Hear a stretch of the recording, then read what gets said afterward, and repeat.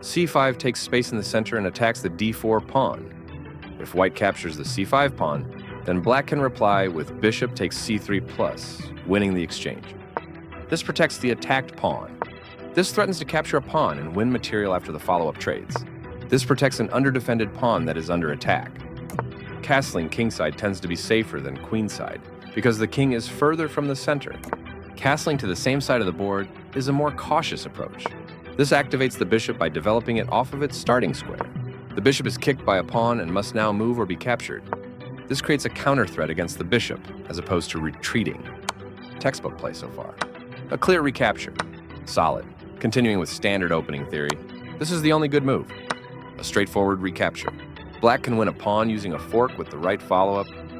This blocks the attack on a pawn that could have been captured. This move steps the queen out of danger and keeps material balance. That's fine. This threatens to win material because the pawn is pinned. This develops a piece while also winning a tempo on a knight. The pawn is now adequately defended. There were worse moves, but also something much better. This is not the right idea. This is the only move that works. A solid choice. This permits the opponent to move a bishop to a more active position. The better move was to move a bishop to a more active position. This defends a pawn that was under attack and had no defenders. This wins a tempo by threatening a queen and forcing it to move away. This calmly removes the queen from an immediate threat. The queen is kicked by a pawn and must now move or be captured. This is the only good move. This moves the queen to safety. This wins a tempo by threatening a bishop and forcing it to move away. This calmly removes the bishop from an immediate threat. This allows the opponent to move a queen to a more active position. The piece finds a new active square. The best option was to win a tempo by threatening a queen. This is the only move that works. That's not a mistake, but it's not the best move either. The knight finds a new active square. This is a fair move.